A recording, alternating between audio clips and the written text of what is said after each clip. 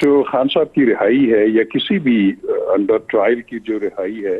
वो दो सूरतों में हो सकती है। या तो ये है कि अगर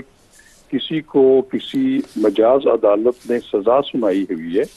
और वो सजा काट रहा है तो उसमें तो एक एग्जीक्यूटिव ऑर्डर बिल्कुल हो सकता है कि वो प्राइम मिनिस्टर जो है वो एडवाइस करता है प्रेसिडेंट को आर्टिकल 45 आईने पाकिस्तान के तहत, उसमें सदर मुमलिकत जो है उसके पास इख्तियार है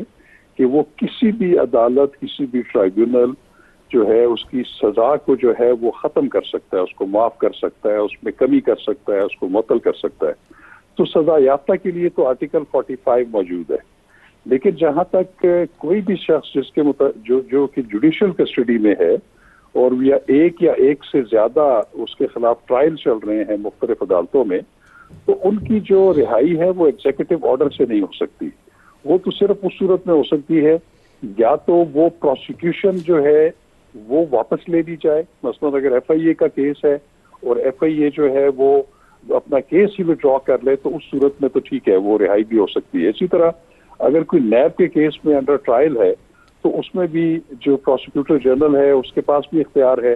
कि वो ट्रायल के दौरान में भी, अपील के दौरान में भी जो है वो चेयरमैन के मशवरे के बाद जो है वो प्रोसिक्यूशन ही वापस ले सकता है, जिसके नतीजे में उनकी रिहाई अमल में आ सकती है। लेकिन कुछ फौजदारी जो ताज़ीरात पाकिस्तान के कुछ केसेस ऐसे हैं कि जिनमें भी एक एग्जीक्यूटिव ऑर्डर से नहीं हो सकता। उसमें भी पहले शायद अभी शिक ज़ाब्ता फौजदारी में मौजूद है या नहीं है, लेकिन पहले ये था कि जो डिस्ट्रिक्ट मजिस्ट्रेट होता था वो किसी भी केस में कंपाउंड कर सकता था किसी भी केस को, वो भी एक प्रोसिक्यूशन वापस ले सकता था।